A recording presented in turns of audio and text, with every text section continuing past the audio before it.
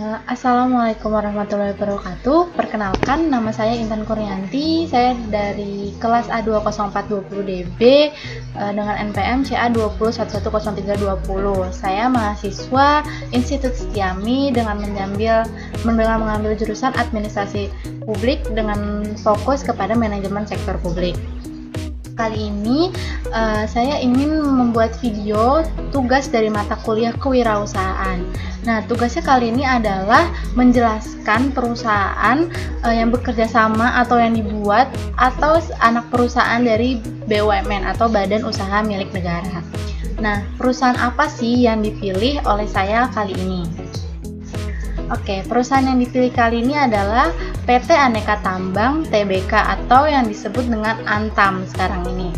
Nah, mengapa memilih PT Aneka Tambang ini gitu? Karena PT Antam merupakan anak perusahaan dari BUMN yang bergerak di bidang pertambangan dan asetnya itu terbesar milik negara. Karena ini sangat populer ya, jadi saya ingin menggali atau memberitahu sedikit profil apa aja yang ada di PT Antam ini.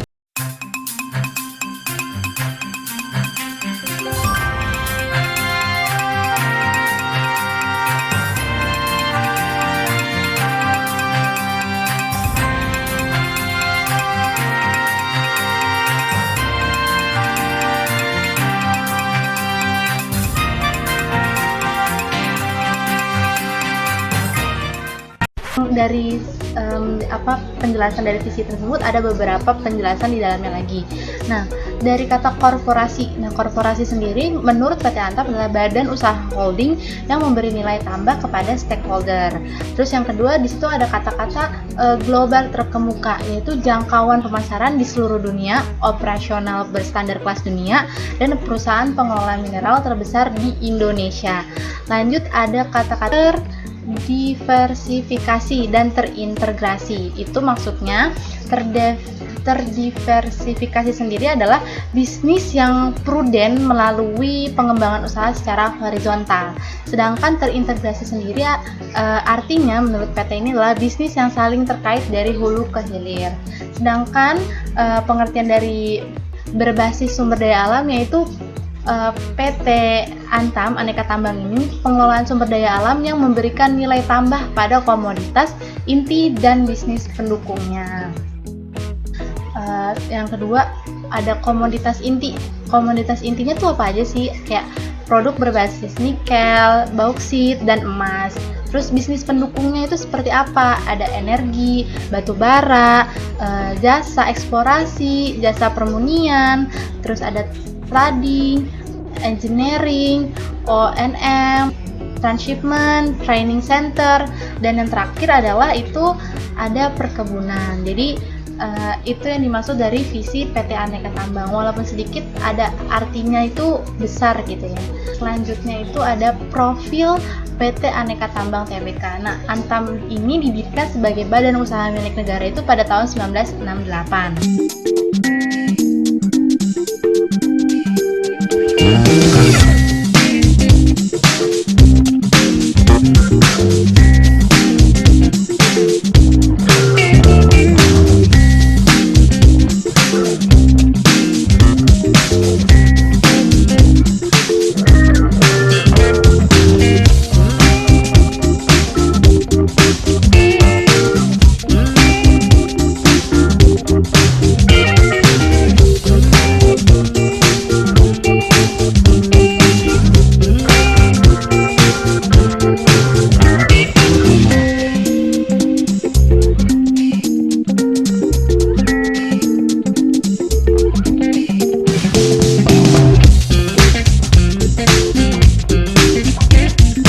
Selanjutnya ada tujuan dari PT Antam sendiri. Nah, tujuannya itu untuk meningkatkan nilai pemegang saham melalui penurunan biaya serta secara menguntungkan memperluas operasi secara berkelanjutan. Nah, untuk mewujudkan tujuan ini, PT Antam itu telah membuat sebuah strategi, yaitu yaitu fokus kepada komoditas nikel, emas, dan bauksit melalui peningkatan outputnya, peningkatan output produksinya itu untuk meningkatkan pendapatan serta menurunkan biaya per unitnya. Nah, Antam juga berencana untuk mempertahankan pertumbuhan melalui proyek ekspansi terpercaya, aliansi strategis, terus peningkatan kualitas cadangannya, serta peningkatan nilai melalui pengembangan bisnis hilirnya, dari hulu ke hilir kan tadi yang dari misinya itu. Setelah mempertahankan aliansi strategis dan lain sebagainya, Antam juga mempertahankan kekuatannya dalam finansial perusahaannya. Jadi caranya gimana sih Antam melakukan itu? Dengan cara dia tuh berusaha untuk memperoleh kas atau pendapatan tuh sebanyak-banyaknya gitu. Nah, perusahaan Antam ini tuh dapat memastikan akan memiliki dana yang cukup untuk memenuhi kewajibannya. Itu untuk mendanai pertumbuhan dan membayar dividen dari PT ini. Belum ini strategis dari PT Antam yang dibuat itu ada untuk turunkan biaya per unitnya kan. Nah, cara Antam untuk menurunkan biaya per unitnya itu agar strateginya ini dapat terwujud adalah yaitu beroperasi lebih efisien dan produktif lagi, serta meningkatkan kapasitas untuk memanfaatkan adanya skala ekonomi. Selanjutnya ini ada struktur dari organisasi ini tuh. Strukturnya itu tercatat sampai tanggal 30 Juni 2021. Ini ada di webnya, kalian bisa buka, nanti aku tulis di description box, kalian bisa langsung klik aja. Nah, ini cuma sampai 30 Juni, belum ada pembaruan lagi sampai saat ini sih. Di webnya sih sampai yang ini doang gitu. Gak kelihatan ya yang batu bara, tapi ya it's okay lah. Jadi produk dan layanan PT Aneka Tambang TBK apa aja sih? Dia bukan hanya pertambangan aja, tapi dia juga menghasilkan jasa. Dia juga membuka jasa untuk para perusahaan-perusahaan lain gitu. Jadi yang kalau untuk produknya itu ada nikel, emas, bauksit, dan batu bara. Keempat ini yang difokuskan oleh PT Aneka Tambang TBK gitu. Nah, kalau nikel itu, operasi nikel ini terdiri dari komoditas ferronikel yang tadi disebutkan itu untuk mendanai ferronikel tahun 1997. Akhirnya gara-gara ingin lebih memajukan lagi untuk produk awal ini, produk ferronikel ini, akhirnya mendaftarkan sahamnya sebanyak 35% gitu. Jadi operasi nikel ini terdiri dari komoditas ferronikel dan biji nikel gitu. Nah, komoditas ferronikel ini diproduksi oleh unit bisnis pertambangan atau UBP nikel di Sulawesi Tenggara. Nah, lanjut yang kedua itu ada emas, yang sering banget disebutin kalau misalnya pengen beli emas batangan, pengennya belinya antam pasti gitu ya, karena emang familiar itu memang nama Antam gitu. Kalau misalnya beli emas Antam aja gitu. Nah, itu ada emas atau perak. Jadi emas dan permurnian terdiri dari komoditas emas, perak, dan jasa pemurnian dan pengolahan logam mulia.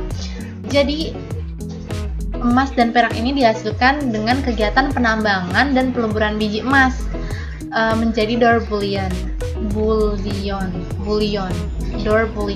Nah, penambangan biji emas ini dilakukan di dua tempat tuh. Tadi ada di Jawa Barat dan ada di Banten. Lebih tepatnya di Pongkor dan di Cibaliung. Nah, itu dua-duanya itu penambangan emas itu ada di bawah tanah. Itu udah maju banget ya guys. Selanjutnya itu ada bauksit. Nah, bauksit ini adalah sumber utama produksi biji aluminium. Jadi bauksit ini dalamnya mengandung beberapa kandungan gitu. Yang pertama ada aluminia, yaitu A1203, campuran silika, terus ada berbagai oksida besi, terus yang terakhir itu ada titanium dioksida. Antam ini berencana untuk menambah nilai cadangan bauksitnya. Nah, caranya gimana sih PT Antam ini untuk menambah nilai bauksitnya itu? melalui pengembangan proyek Alumunia yang ditemukan. Nah, jadi proyek ini itu sudah ditemukan atau sudah dijalankan pada tahun 1924 di Kijang, Pulau Bintan, Provinsi Kepulauan Riau. Lanjutnya nih yang terakhir, komoditas terakhir yang yang dihasilkan oleh PT Aneka Tambang Tbk yaitu adalah batu bara. Nah, Antam ini penambangan batu bara ini melalui salah satu entitas anaknya yaitu PT ICR. Nah, PT ICR ini memproduksi komoditas batu baranya melalui tambang batu bara di Sarolangun yang berlokasi di Provinsi Jambi, Indonesia.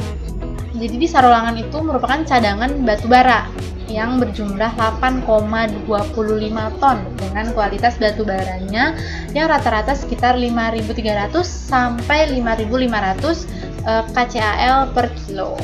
Nah, saat ini penjualan batu bara di Sarolangun dilakukan ke konsumen dalam negeri dan untuk ekspor. Jadi dari batu bara cadangan ini tuh udah disebarluaskan ekspor dan impor. Jadi di daerah-daerah Indonesia sumber daya alam batu baranya itu nggak kalah. Lanjut, nah kan tadi aku bilang kalau PT Aneka Tambang Tbk ini selain menghasilkan produk atau bahan-bahan tambang ini itu dia juga memberikan layanan atau jasa. Apa sih jasanya? Nah, jasanya itu jasa eksplorasi. Jadi dia nggak fokus hanya satu bidang, dia tidak fokus hanya menghasilkan, tapi dia juga fokus untuk memberikan jasa. Nah, jasa utama itu pengolahan dan pemurnian logam mulia serta jasa geologi. Nah, jasa eksplorasi Antam itu yang paling unit kan ada 5 unit. Nah, yang paling terkenal itu ada operasi Geomin. Ya, operasi Geomin ini memiliki tugas utama untuk mengelola dan mengembangkan kegiatan eksplorasi dan pencarian cadangan serta sumber daya mineral baru dari ujung barat hingga ujung timur Kepulauan Indonesia yang kaya akan mineralnya. Operasi unit Geomin ini mampu melakukan kegiatan eksplorasi terintegrasi atau kerjasama eksplorasi yang meliputi apa aja sih ya, ada jasa pencarian eksplorasi tempatnya baru, terus ada eksplorasi geologi, terus ada survei geofisika, ada survei geodesi, yang tadinya topografi, ada GPS dan lain sebagainya, terus ada pengeboran, setelah itu ada analisis laboratorium kimianya, apakah ini hasil tambangnya bagus atau enggak, terus ada sumber daya dan cadangan estimasinya. Jadi dia tahu nih, oh ini sumber dayanya bagus, terus ini estimasinya bakal berapa tahun pertambangan ini bakal bertahan, hasilnya ini bakal bisa diambil gitu. Terus ada sistem informasi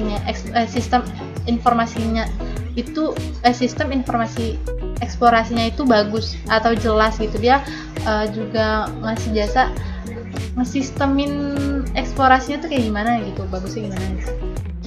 Pengelolaan PT Aneka Tambang Tbk. Jadi pengelolaan PT Aneka Tambang ini dikelola atau dipegang oleh 2 perusahaan. Pertama ada perusahaan induknya yaitu pemerintah Indonesia, dan anak perusahaannya itu ada 11. Kalian bisa baca di sini.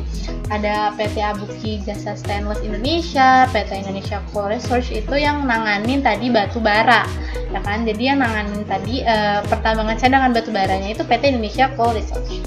Kita juga harus tahu pembagian sahamnya sampai saat ini. Jadi pemiliknya itu dibagi jadi 3. Yang pertama itu ada Main ID, itu ada 65% sahamnya dimiliki sama perusahaan Main ID. Kalian pemerintahan Indonesia yang pemegang sahamnya itu dipegang sama saham Dwi Warna. Terus yang terakhir untuk yang didaftarkan ke Bursa Efek 35% agar bisa dibeli oleh masyarakat Indonesia, masyarakat luas gitu.